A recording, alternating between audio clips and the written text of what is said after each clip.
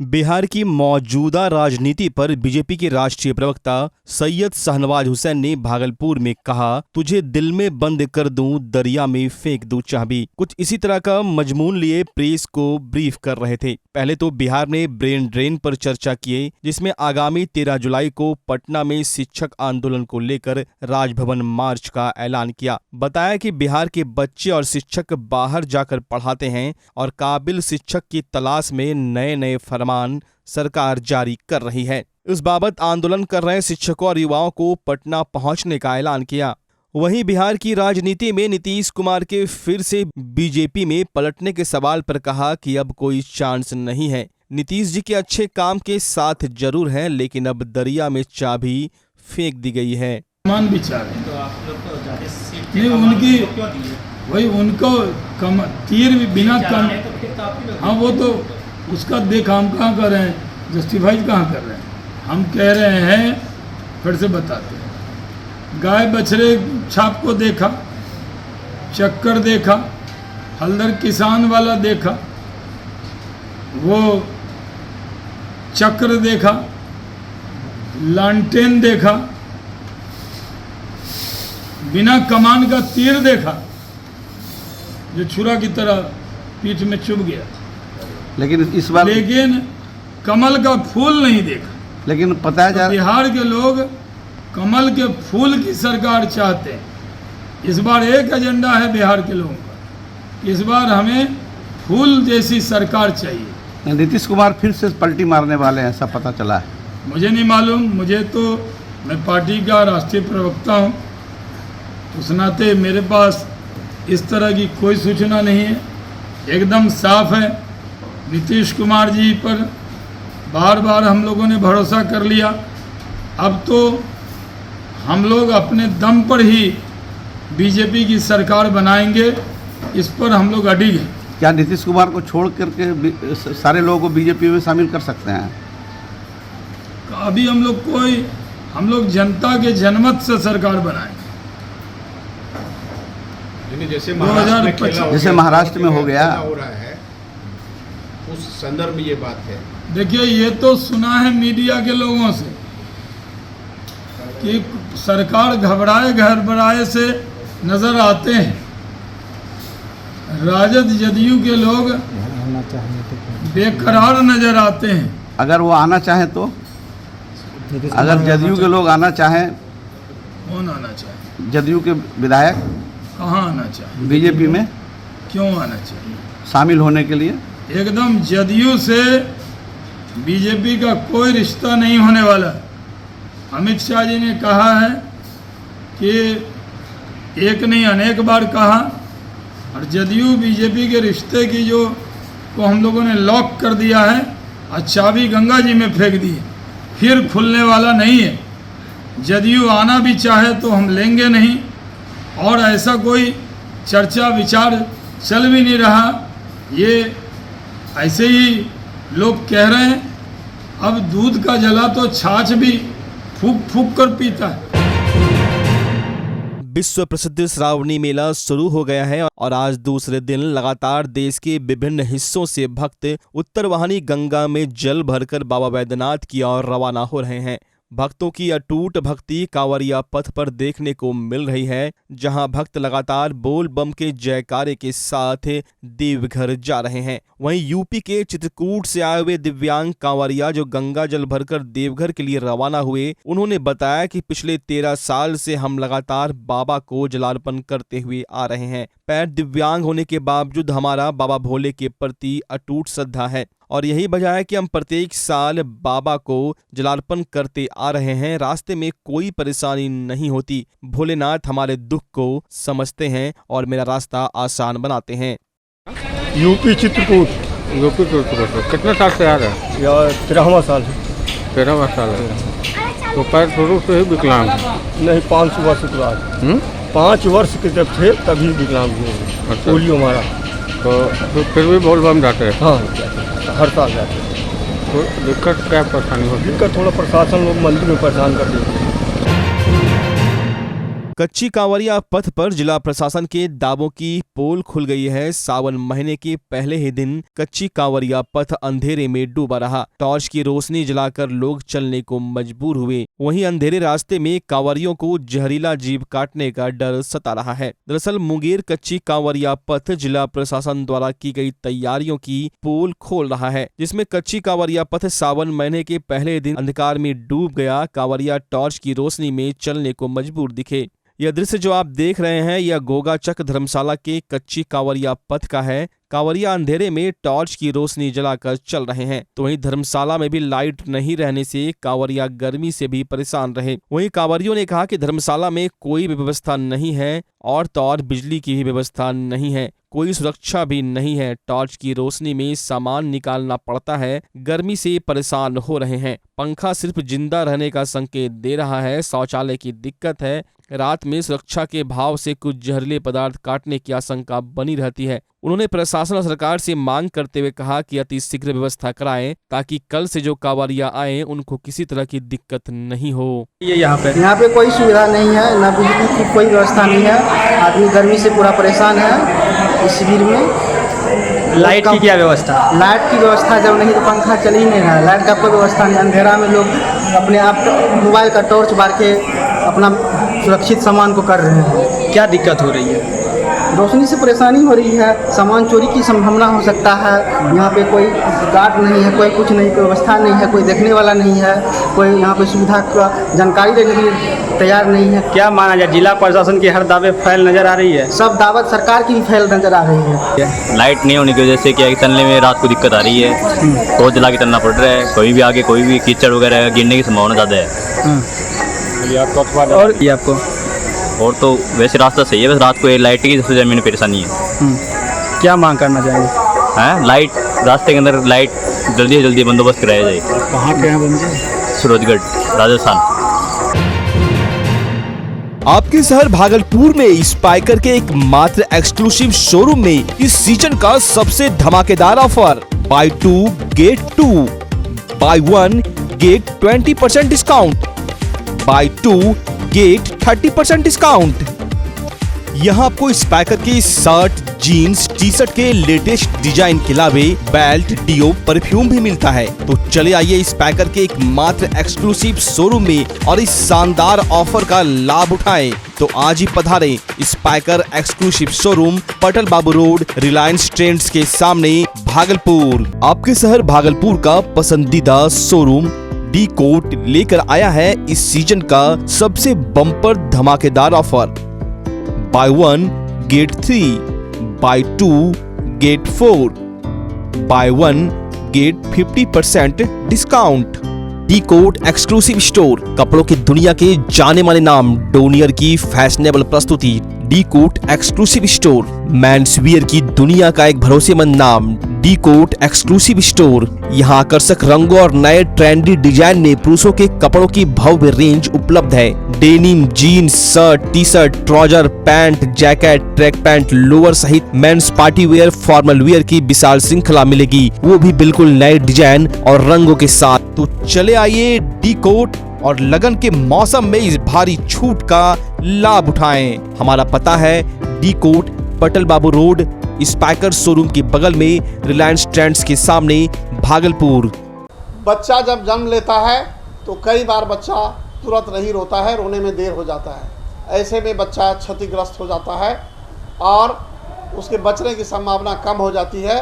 और यदि बचा तो भविष्य में उसमें विकलांगता की समस्या आती है, जिसे सीपी कहते हैं, जिसका कोई माकूल इलाज नहीं है और ज़िंदगी भर बच्चा विकलांगता से जूझ सकता है। ऐसे में पूरे संसार में कूलिंग थेरेपी का सहारा लिया जाता है। जन्म से ठीक 6 घंटा के अंदर यदि उसको कूलिंग थेरेपी दिया जाए तो उससे उसका सीपी की समस्या कम होती है और बचने की भी संभावना बढ़ती है। पहली बार बिहार झारखंड में आपके शहर के स्नेह नवजात शिशु बाल सेवा केंद्र में यह मशीन उपलब्ध है। कभी भी ऐसी बात हो कि बच्चा रोने में विलम्ब हो गया तो आप स्नेह नवजात शिशु बाल सेवा केंद्र में जरूर संपर्क करें।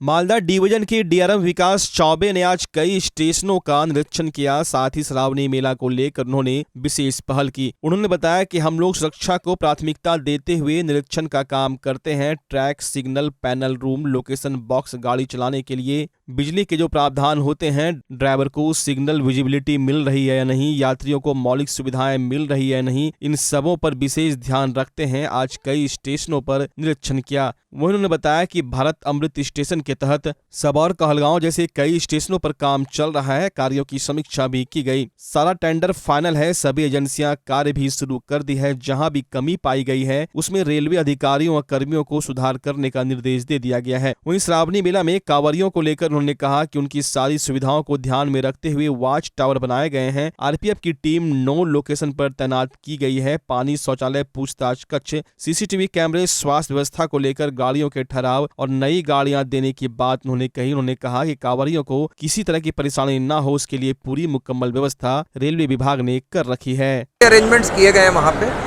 वॉच टावर्स बनाए गए हैं दोनों तरफ। आरपीएफ और कमर्शियल डिपार्टमेंट की टुकड़ियाँ जो हैं करीब 9 लोकेशंस पे उनको तैनात किया गया है। ये कोशिश की जा रही है कि जो भी सुविधाएं हैं जो हर बार प्रोवाइड की जाती हैं, जैसे कि शौचालय, जैसे कि पानी, जैसे कि पूछताछ, ये सारी सुविधाएं जो हैं वो प्रोवाइड कर दी गई हैं। हम लोगों का प्रयास ये भी है कि यहाँ पे जो यात्री उतरते हैं वो बहुत लंबे अरसे तक वहाँ पे स्टेशन पे न रुकें। तो इस विषय में भी स्टेट गवर्नमेंट के साथ भी, डिस्ट्रिक्ट अथॉरिटीज़ के साथ भी बैठक की गई है। उनसे पत्र व्यवहार भी किया गया है। हम लोग आसपास के किसी लोकल एरिया को चाह रहे हैं कि स्टेट गवर्नमेंट अगर नॉमिनेट कर देगा तो ये यात्री वहाँ पे जो अगले आने वाले यात्री हैं उनको असुविधा नहीं होगी। सर्कुलेटिंग एरिया जो है वो सर्कुलेशन के लिए यूज़ होना चाहिए। तो ऑल्दो सारी व्यवस्था हमने पूरी करी गई है। इसके अलावा एम्बुलेंस प्रोवाइड करी है, वहाँ पे मेडिकल फैसिलिटीज़ हैं, फर्स्ट एड वगैरह इस तरह की व्यवस्था है और गाइड करने के लिए वहाँ पे पूरी इंतज़ाम है। सीसीटीवी का वो प्रबंध किया गया है। कई गाड़ियों के स्टॉपेज दिए गए हैं। नई गाड़ियाँ चालू की गई हैं।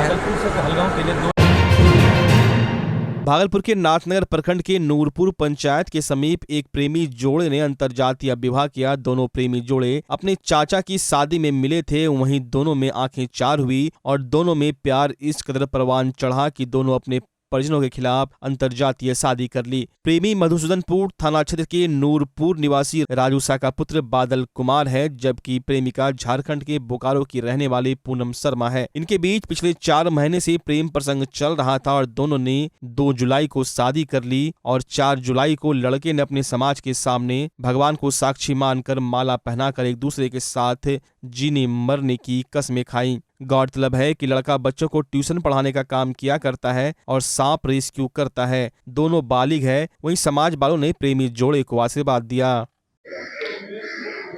अच्छा लग रहा है। प्रेम विवाह, ये प्रेम विवाह है।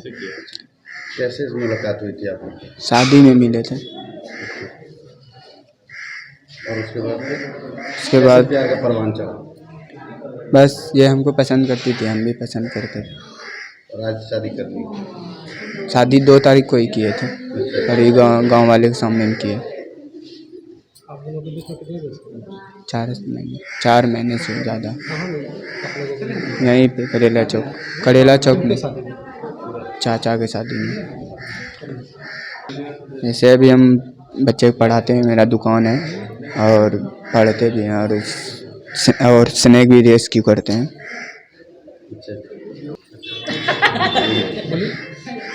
नहीं, सांप तो पकड़ते ही हैं, वो तो मेरा जब तक हम स्नैक सेवर बादल। शादी किए, हम नहीं बता पाए। कैसे मिले जुले आप लोग? शादी में मिले थे। अच्छा, उसके बाद फिर फ़ोन पे बात होने लगा और उसके बाद आप शादी कर ली। शादी कब किए थे आप लोग? 2 तारीख। आज फिर सबके सामने किया। घर परिवार सब खुश है? हाँ, खुश है। क्या नाम है आपका? सोनम शर्मा। कहाँ घर है? झारखंड, बोकारो। भागलपुर के गंगा नदी में फिर से जलस्तर बढ़ना शुरू हो गया है, जिससे भागलपुर की सबौर स्थित फरका गांव के वार्ड नंबर 8 और 9 में हर साल की तरह इस साल भी कटने लगा है। लोग काफी डरे और सहमे हैं। वहीं 2 महीने पहले से कटाव रोधी कार्य चल रहा था, जिसमें काफी अनियमितता देखी जा रही है। गाँव वालों का कहना है कि कटाव निरोधी कार्य करने वाले ठेकेदार एक भी काम सही ढंग से नहीं कर रहे हैं। जियो बैग पानी के ऊपर रखा जा रहा है। उस जियो बैग को पानी के अंदर देने से कटाव रुक सकता था, लेकिन कार्य में अनियमितता के कारण कटाव इस वर्ष भी जारी हो गया है, क्योंकि 2 महीने से यह कार्य करने का ढोंग रचा जा रहा है। ना तो पदाधिकारी आते हैं, ना ही बाढ़ नियंत्रण के लोग। आक्रोशित ग्रामीणों ने बताया कि सभी अधिकारी ही इसका पैसा लेकर बैठ जाया करते हैं। वहीं आक्रोशित ग्रामीणों ने कहा कि कटाव निरोधी कार्य करने वाले ठेकेदार पर कानूनी कार्रवाई की जाए। जहां 3 मन का बालू भरा जियो पैक देना चाहिए, इसमें भी कटौती की जा रही है। उस बैग में बालू ना भरकर वहीं से मिट्टी काट कर भर कर बोरी में दिया जा रहा है, जिसके चलते गांव के गांव कट रहे हैं और हम लोग पलायन की स्थिति में आ गए हैं। प्रशासन के द्वारा सिर्फ आश्वासन मिलता है, कोई ठोस कदम नहीं किया जा रहा, जिससे हमारा गांव पूर्ण रूपेण असुरक्षित है।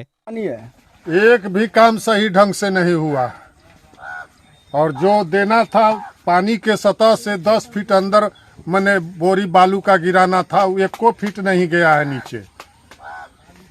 कब से ये काम चल रही है? काम तो 2 महीना से चल रहा था। क्या है इसमें अभी पोजीशन क्या है? कितना पहले ये जो बोरी है, हाँ। पहले कितना वजन था, अभी कितना वजन है? वजन के बारे में तो इसमें शायद 55 मन का था, लेकिन हाँ। 25 दिया है, 25 दिया है, 1 कुंटल 25 किलो। आप लोग का कहना हो रहा है कि इसी मट्टी को काट के इसी बोरी में दे के यहाँ पे डाल दिया गया। हाँ, इसी मट्टी को काट के मैंने 10 फीट किनारा था, उसको काट के सीधे सटा दिया। जब कटाव हो रहा है, इस मट्टी को देगा बोरी में यहाँ पे, तो कटाव रोक सकेंगे? नहीं। तो क्या करना है? कोई पदाधिकारी आया था? कोई पदाधिकारी, सब पदाधिकारी माल लेके बैठ गया। क्या 30 तारीख को, अगले 2 तारीख को बंद हो गया, 2/6 को। उसके बाद से बारिश के बाद देखिए स्थिति, जिस बोरे में 90 किलो डालना था, आप देखिए सामने है, 40 किलो दे करके पूरा कर दिया कोरम को। इसको देना था 6 लाइन, वहाँ देखिए 4 लाइन डाल दिया। बोला कि काम इसके बाद धीरे धीरे करेंगे। उसके बाद अपना कैंप उठाया और चल दिया। ये तो स्थिति है। इससे अगला साल जो बढ़िया हुआ था, कम से कम वो स्थिति बना हुआ नहीं था। तो ये बारिश का स्थिति है। हर बार कटाव होता है? हाँ, कटाव तो 3-4 साल से ही हो रहा है, लगातार। अगले साल काम हुआ, इसके नेक्स्ट ईयर भी काम हुआ। 3 साल से काम ही चल रहा है। 3 साल से काम चल रहा है, लेकिन ये स्थिति लगा ही रहा है। हाँ, ये स्थिति बरकरार है। इसके बारे में जो भी पदाधिकारी आए, उनको आप लोग बताए थे क्या? कोई बड़ा पदाधिकारी यहाँ तो नहीं है। वर्क के समय में SDO आए थे, मुकेश जी थे, उनके रीजन में काम हुआ। लोग कहते थे कि इस तरह का काम है, कम डाल रहे हैं बोरा में, तो बोले तो हम लोग जा रहे हैं, आप ही लोग करा लीजिए। तो ग्रामीण क्या कहे? ग्रामीण तो कह ही सकता है ना। कैसा लग रहा है? आपके बगल में घर है, अगर बाढ़ आ जाए, कटाव हो रहा है, तो क्या स्थिति रहेगी? कहाँ रहिएगा आप लोग? वो तो परिस्थिति बताएगा। अब क्या करेंगे, जो होगा। अभी तो लोग आशा रखे थे कि काम होगा। 17.5 करोड़ 68 लाख रुपया मिला था। उससे लोगों को था कि काम ढंग से होगा तो कुछ बचाव होगा।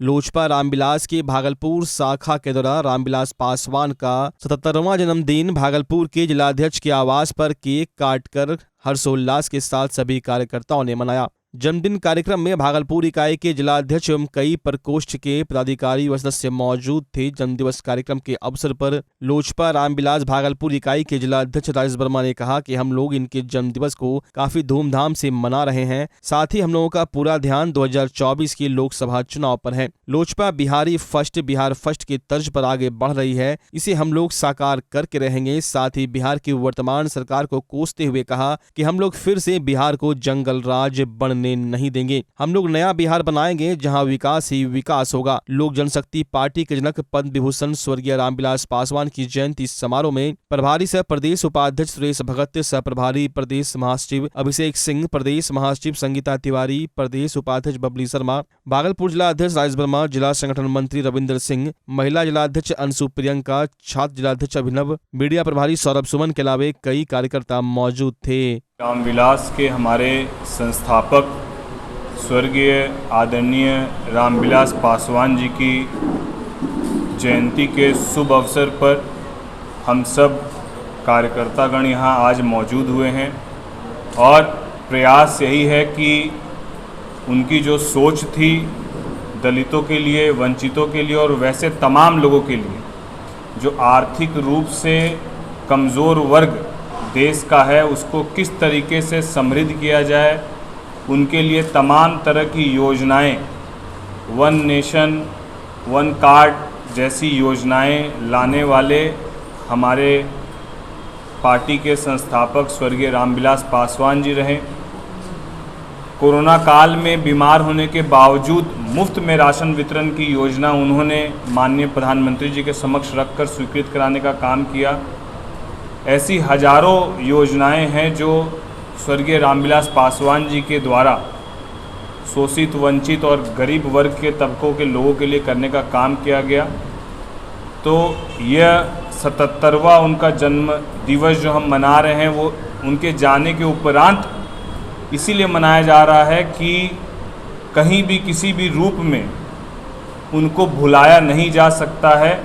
आज भी कई ऐसे हज़ारों नौजवान और अभिभावक मिलते हैं जो खुद बताते हैं कि किस तरीके से रामविलास पासवान जी ने उनको रोज़गार देने का काम किया, किस तरीके से रेलवे में और अन्य संस्थाओं में उन्होंने भर्ती में उनको सहयोग करने का काम किया। तो उनको भुलाया जा सके यह संभव नहीं है। देश का दूसरा अंबेडकर उनको माना गया।